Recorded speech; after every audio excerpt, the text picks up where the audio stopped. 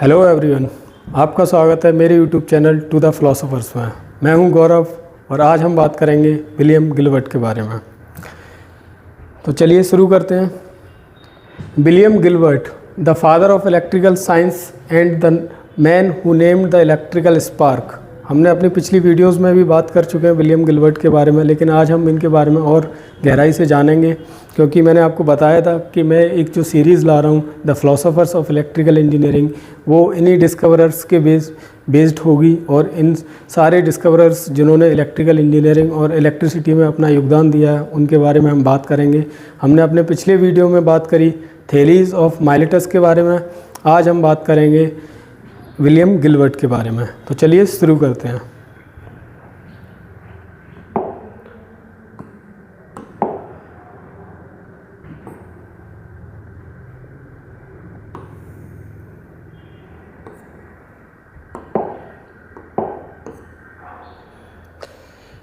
The royal physician, he is also known as the royal physician. ये Queen Elizabeth बन के, यहाँ पे आप देख सकते हैं, ये विलियम गिलबर्ट हैं। ये क्वीन एलिजाबेथ वन के पर्सनल फिजिशियन थे और एक फ़िलोसोफर्स थे जाने पहचाने। इन्होंने माइथोलॉजीज़ पर भरोसा नहीं किया, साइंस पर भरोसा किया। इन्होंने एक्सपेरिमेंट्स पर भरोसा किया। इन्होंने जब भी इनको कोई भी चीज़ अफवाह लगी, इन्होंने एक्सपेरिमेंट्स किए और एक्सपेरिमेंट से ही उन चीज़ों को फिगर आउट किया। यहाँ आप देख सकते हैं डॉक्टर विलियम गिलबर्ट, इनका जन्म 1544 में हुआ था और इनका निधन 1603 में हो गया।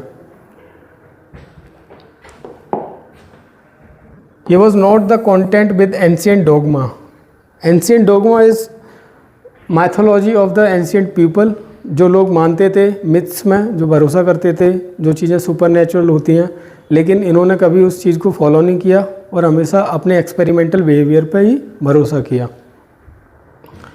यहाँ पे इन्होंने एक बात और थी जिसके बारे में इन्होंने बात करी, जैसे कि लोगों का मानना था कि गार्लिक से, जो लहसुन बोलते हैं, उससे मैग्नेटिक फील्ड कम हो जाता है या जिससे मैग्नेटिक फील्ड को डिस्ट्रॉय कर देता है वो। लेकिन इनका मानना था ऐसा कुछ नहीं होता। उसके लिए इन्होंने आगे एक्सपेरिमेंट किए जिनके बारे में अभी हम बात करेंगे।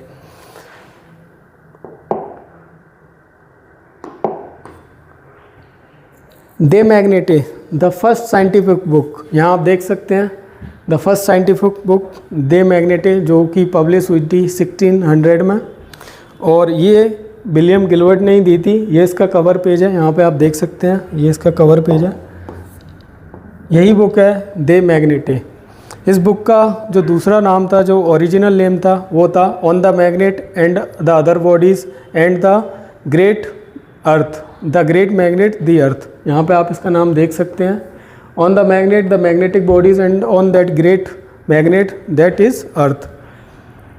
इस बुक को पहली फिज़िकल साइंस बुक माना गया और ये पब्लिश हुई थी इंग्लैंड में, जहाँ पर विलियम गिलबर्ट का भी जन्म हुआ था। यूनाइटेड किंगडम कोलचेस्टर में विलियम गिलबर्ट का जन्म हुआ था, वहीं पर इन्होंने ये बुक पब्लिश करी। इन्होंने दूसरी बुक के दूसरे चैप्टर में बताया कि magnetic field is different from the amber, जो कि हमने पिछले जो साइंटिस्ट फिजिसिस्ट थे जिनके बारे में पढ़ा था, थेल्स ऑफ माइलेटस, जिनका मानना ये था कि amber is same as magnetite और that the object that is, जो कि हम कहते हैं जिसमें मैग्नेटिक प्रॉपर्टीज़ होती हैं, वो उसके उन्होंने क्या बोला कि वो सेम होता है। लेकिन इनका मानना ये था कि amber is different element and the magnetite is different. आगे चलते हैं हम।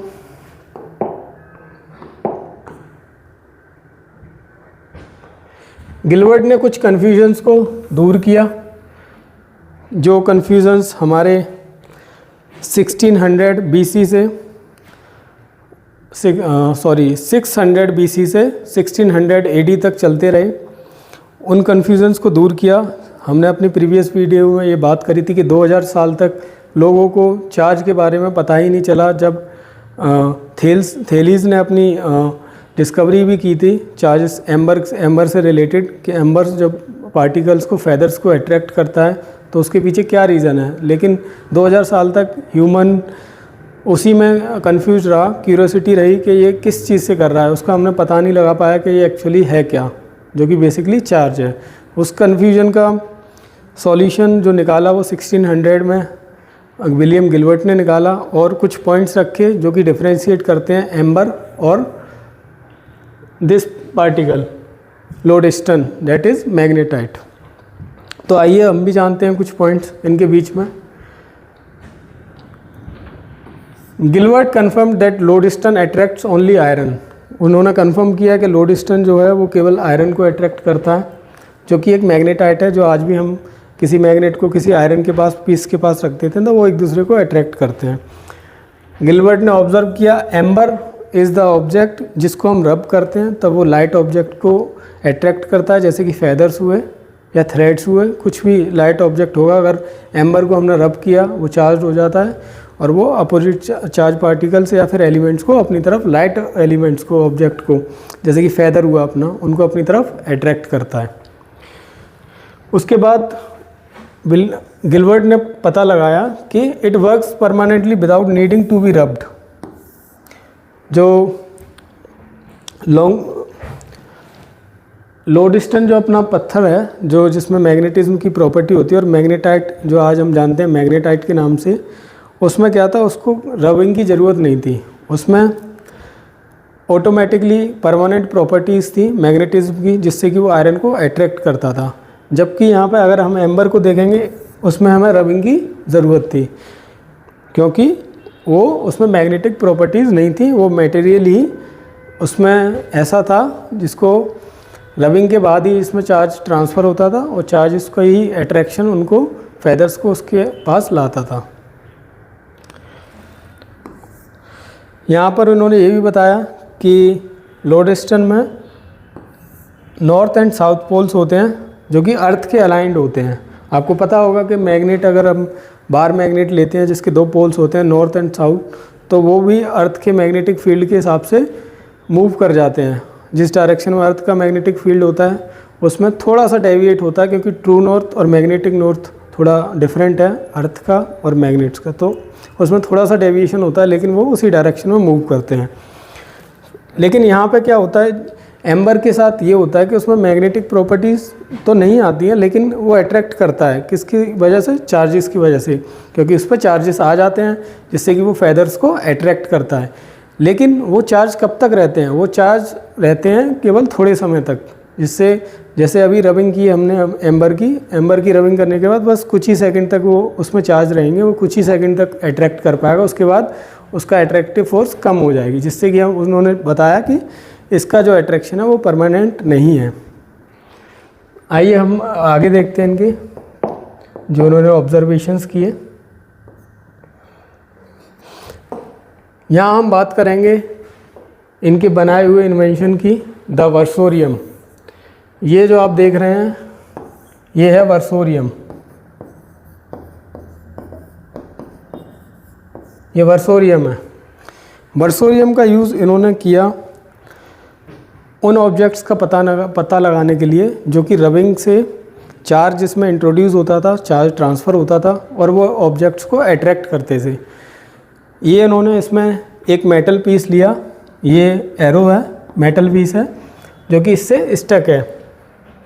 तो इसमें क्या हुआ, इन्होंने नॉन मैग्नेटिक मेटल पीस लिया जिसमें कि मैग्नेटिक प्रॉपर्टीज़ नहीं थी। इनको पता करना था कि चार्ज पर जब चार्जेस का ट्रांसफ़र होता है, जैसे कि एम्बर है, एम्बर को जब रब किया जाता है तो वो कुछ पार्टिकल्स को अपनी तरफ खींचता है, वो चार्ज ट्रांसफ़र होते हैं। यहाँ पर उन्होंने वही पता किया, जैसे कि एम्बर पर रबिंग करी, एम्बर को इसके पास लाए तो उन्होंने देखा कि ये निडल है, निडल का मूवमेंट हो रहा है, कुछ मूव कर रही है, निडल्स रोटेट कर रही है, जिससे उन्होंने पता लगाया कि ये नॉन मैग्नेटिक है लेकिन मूव कर रही है। कुछ ऑब्जेक्ट को इन्होंने रब किया, जैसे कि मेटल्स हो गए, कुछ वुडन ऑब्जेक्ट हो गए, उनको रब किया और उसके पास रखा, तब इनको जाके पता चला कि वो उनमें चार्जेस नहीं आ रहे हैं और वो इसको अट्रैक्ट नहीं कर रही हैं। वो क्या, उन्होंने अपनी आगे हम स्लाइड में देखेंगे कि वो उन ऑब्जेक्ट को हम क्या कहते हैं। यहाँ पर इनके बारे में थोड़ा और देखते हैं इन्होंने क्या किया। फर्स्ट इलेक्ट्रिकल इंस्ट्रूमेंट इसको बोला गया, जो वर्सोरियम है अपना, इसको फर्स्ट इलेक्ट्रिकल इंस्ट्रूमेंट बोला गया। To detect this weak force Gilbert invented the versorium, Latin word turn about. इसका लैटिन वर्ड क्या था वर्सोरियम का, टर्न अबाउट मीन्स घूम जाना। जैसा मैंने बताया ये पाइवोटेड थी, यहाँ पर इससे पाइवोटेड है बेस से, like a compass but made of non magnetic metal, non magnetic metal की बनी हुई है जैसा मैंने बताया। यहाँ पे इन्होंने बताया कि यहाँ देखिए, if an object was electric it would pull the needle causing it to spin, this allowed him to test thousand of material not just amber. इन्होंने जो अभी मैं एक्सप्लेन कर चुका हूँ, एम्बर को लिया, रबिंग करी, और इन्होंने ऐसे कई सारे ऑब्जेक्ट को लिया और रबिंग की, और पता लगाया कि कौन से ऑब्जेक्ट से नीडल है जो स्पिन कर रही है, किससे नहीं कर रही है, जिससे कि इनको क्या पता चला, उनके बीच में डिफरेंस पता चला, जो कि हम आगे अभी स्लाइड में बात करेंगे। जी तो चलिए, electrics and non electrics object कौन से होते हैं।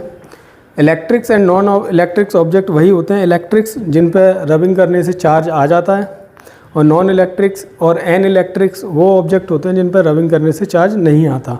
ज़रूरी नहीं है वो मैग्नेटिक मटेरियल्स ही हों, मैग्नेटिक मटेरियल्स नहीं भी हैं, और जैसे कि वुड है, वुड ना तो मैग्नेटिक मटेरियल है, ना ही उस पर रबिंग करने के बाद चार्ज आता है, तो वो एन इलेक्ट्रिक मटेरियल हो जाती है, नॉन इलेक्ट्रिक जिसको हम बोल सकते हैं।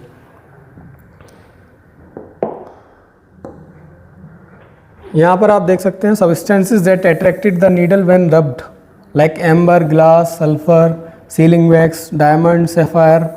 ये सारे ऑब्जेक्ट ऐसे थे, मटेरियल जिनका जो उससे अट्रैक्ट कर रहे थे नीडल को, किसको, वर्सोरियम की नीडल को, जिसका नाम क्या था, टर्न अराउंड लैटिन वर्ड में। एन इलेक्ट्रिक्स वही है जो रबिंग करने पे कोई चार्ज नहीं बना रहे थे, जैसे मेटल, मार्बल, आइवोरी, वुड, इनसे कोई भी चार्ज डेवलप नहीं हुआ, चार्जेस ट्रांसफ़र नहीं हुए, ना ही उस पर चार्ज आया, जिसकी वजह से क्या हुआ, वो मूव नहीं करी। हालांकि आज हम जानते हैं कि मेटल्स में चार्ज हम एक्यूमुलेट करा सकते हैं उनको इंसुलेट करके, लेकिन तब उस टाइम पे गिलबर्ट को ये नहीं पता था। जाहिर सी बात है, क्योंकि तब ना ही इलेक्ट्रिसिटी इन्वेंट हुई थी, इलेक्ट्रिसिटी भी इनके बाद ब्राउनी ने वर्ड टर्म दिया, इन्होंने सिर्फ इलेक्ट्रिसिस दिया था। तो इन्होंने इतना सोचा, एक्सपेरिमेंट्स किए, वही काफ़ी बड़ी बात है, इसीलिए इनको फादर ऑफ इलेक्ट्रिकल साइंस भी कहा जाता है।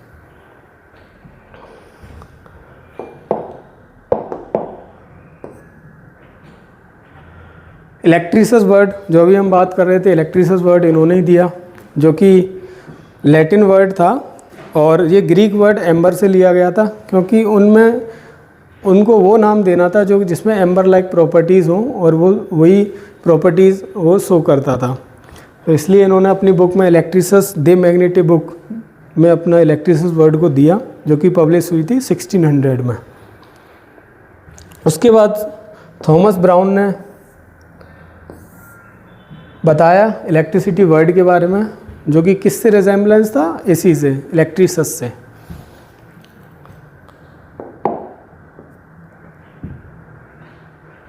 द टेरेला, लिटिल अर्थ। अब यहाँ पे हम बात कर रहे हैं दोस्तों ग्रेट मैग्नेट की। द ग्रेट मैग्नेट, इन्होंने जो अपनी बुक दे मैग्नेटे में बात करी, on the magnet and the magnetic bodies and that great magnet that earth. तो इन्होंने इस ग्रेट मैग्नेट जो वर्ड दिया, ये दिया था अर्थ को, कि earth is a huge magnet, और वो वर्क करती है, किसी भी मैग्नेट को अगर हम रख दें तो वो मैग्नेटिक प्रॉपर्टीज़ की वजह से अर्थ के डायरेक्शन, नॉर्थ और साउथ के डायरेक्शन में रोटेट या स्पिन कर जाएगा। यहाँ पे इसमें पढ़ेंगे, ये जो टेरेला था, टेरेला इन्होंने बनाया था लोडस्टोन से। लोडस्टोन वही मटेरियल जिसमें मैग्नेटिक प्रॉपर्टी होती है, और वो मैग्नेटाइट ओर का ही पार्ट होता है, मैग्नेटाइट ही आप बोल सकते हैं उसको। मैग्नेटाइट से इन्होंने लोडस्टोन से जो टेरेला बनाया, एक सर्कुलर स्पायरिकल बॉल बनाई थी इन्होंने, और उसके ऊपर इन्होंने क्या किया, एक्सपेरिमेंट किया। बॉल बनाने के बाद इन्होंने उसके ऊपर एक निडल रखी, निडल रखने के बाद क्या हुआ, उसका मूवमेंट हुआ, तो उससे इनको पता चला मूवमेंट भी ऐसा हुआ कि उसका नॉर्थ और साउथ, अर्थ के नॉर्थ और साउथ की तरफ मूव हो गए थे। तो यहाँ आप देख सकते हैं Gilbert's other massive contribution was creating a sphere of lodestone called a terrella. By moving a compass around it, he proved that the earth is itself a giant magnet. जो अभी आपको मैंने बताया, अर्थ को इन्होंने नेम दिया जाइंट मैग्नेट का, वो इसी से इनको पता चला. This explained why compasses point north not because of a star but because of a planet's core. Planets core की बात करी उन्होंने. इनका मानना था कि प्लानिट जो हमारा पृथ्वी है उसकी कोर की वजह से मैग्नेटिक प्रॉपर्टीज़ आती हैं और इसकी वजह से ही मूवमेंट होता है नॉर्थ और साउथ की डायरेक्शन में मैग्नेटिक मटेरियल्स का.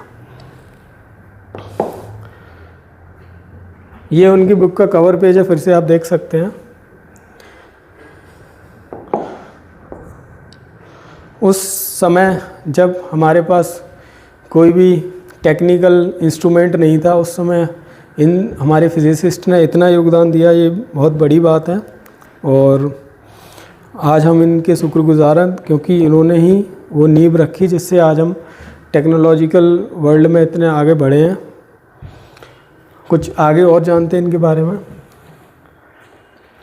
इनके जो मेथडोलॉजी थी वो एक्सपेरिमेंट बेस्ड थी.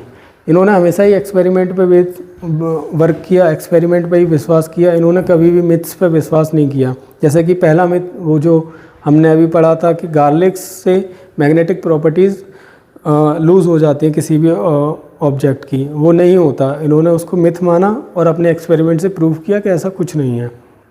दूसरा, ये क्यों डिफरेंट है? क्योंकि इन्होंने डिफरेंशिएशन दिखाया, इन्होंने डिफरेंशिएशन शो किया कि मैग्नेटिक मैटर और नॉन मैग्नेटिक मैटर जिसमें कि इलेक्ट्रोस्टैटिक चार्ज आता है, मैग्नेटिज्म एंड इलेक्ट्रोस्टैटिक के बीच में इन्होंने डिफरेंस बताया. जो कि हमारे थेलीज ऑफ माइलेटस थे, उनका मानना था magnetism and electrostatic force are same. उन्होंने एम्बर और मैग्नेट को एक ही जैसा समझा. लेकिन इनका मानना था कि मैग्नेटिक प्रॉपर्टीज़ अलग होती हैं, मैग्नेट्स अलग होते हैं और एम्बर अलग है. एम्बर क्या करता है? इलेक्ट्रोस्टैटिक फोर्स पे वर्क करता है. जब हम उसको रब करते हैं चार्ज पार्टिकल डेवलप होते हैं और वो दूसरे ऑब्जेक्ट को अट्रैक्ट करता है, लाइट ऑब्जेक्ट को, और वो थोड़ी देर तक रहता है बस उसका उस पर प्रभाव. लेकिन जो मैग्नेटिक प्रॉपर्टीज़ होती हैं, जो जैसे कि मैग्नेटिक मटेरियल्स होते हैं, जैसे कि लोडस्टोन है, ये मैग्नेटाइट है, ये परमानेंटली मैग्नेटिक बिहेवियर रखता है अपने अंदर और सभी चीज़ों को, जैसे कि आयरन हुआ, उसको अट्रैक्ट कर सकता है एट एनी टाइम, क्योंकि उसके अंदर मैग्नेटिक प्रॉपर्टीज़ हमेशा रहती हैं. इनका वोकाबुलरी जो अभी हम बोलते हैं कि चार्जेस हुए, इलेक्ट्रिसिटी हुआ, अट्रैक्शन, मैग्नेटिक पोल, ये जो वर्ड है ये हमने इनसे ही जाने, इनसे ही इनकी स्टार्टिंग हुई और इन्होंने ही इन वर्ड का टर्म दिया जिससे कि आज हम इन वर्ड को जानते हैं और इनके बारे में जानते हैं कि इन वर्ड का क्या मतलब है. जैसे कि magnetic pole, north pole and south pole, इन्होंने जो एक्सपेरिमेंट्स किए, जो वर्सोरियम के एक्सपेरिमेंट किए थे, जिनसे पता चला निडल मूव कर रही है अर्थ के मैग्नेटिक फील्ड के डायरेक्शन में, वो रिप्रेजेंट करता है इन टर्म्स को. The spark he proved electricity was a universal property of matter not just a quirk of amber. इन्होंने ये बताया कि इलेक्ट्रिसिटी एक एम्बर का ही सिर्फ पार्ट नहीं है कि हमने उसको रब किया और इलेक्ट्रिसिटी आ गई और किसी से नहीं आ सकती. Electricity is just universal concept और इलेक्ट्रिसिटी कहीं से भी जनरेट हो सकती है अगर उसमें इलेक्ट्रिकल प्रॉपर्टीज़ हैं मैटर में. तो जैसे कि हम न्यूट्रल ऑब्जेक्ट को लेते हैं, अगर उसमें चार्जेस डेवलप करने हम उसको रब कर देते हैं, चार्जेस डेवलप भी हो जाते हैं और क्या होता है उसमें इलेक्ट्रिकल कंडक्टिविटी आ जाती है अगर वो मेटल है, सेमीकंडक्टर है. तो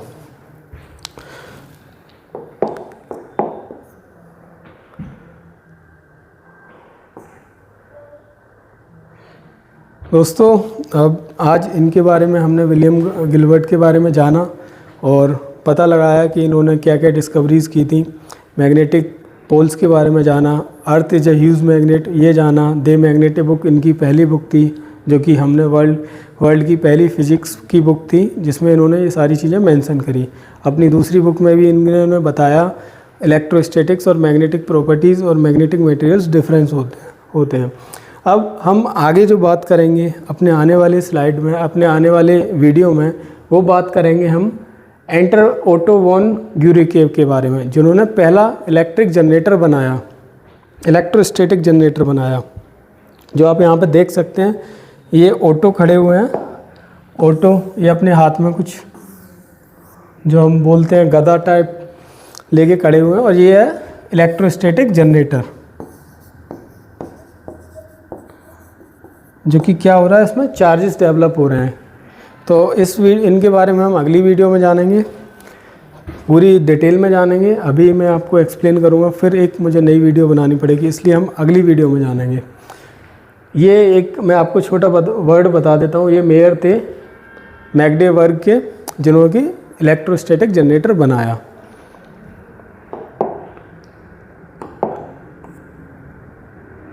अगर आपके कोई भी क्वेश्चंस होते हैं तो मेरा चैनल है टू द फिलोसोफर्स, आप वीडियो में कमेंट कर सकते हैं। आपको अगर कोई क्यूरियोसिटी होती है, अगर आपको स्पेशल कॉन्सेप्ट पे वीडियो बनवाना है, मैं उस वीडियो को बनाऊंगा आपके लिए, और आपको आपके कॉन्सेप्ट सारे क्लियर कॉन्सेप्ट करूंगा।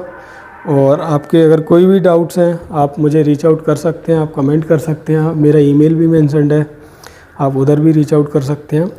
और जैसा कि हम डिस्कस करते आए हैं कि मैं पूरी सीरीज़ बना रहा हूँ टू द फिलोसोफर्स पर, और ये सीरीज़ है वो है the philosophers of electrical engineering. तो आप बने रहिए और जुड़े रहिए चैनल से, क्योंकि इलेक्ट्रिसिटी के बारे में, इसमें सारे फिलोसोफर्स के बारे में मैं बताऊंगा। इलेक्ट्रिसिटी ही नहीं, जो साइंस है वो कैसे वर्क करती है, और आगे हम बहुत कुछ देखने वाले हैं इस चैनल पे। Thank you, stay tuned.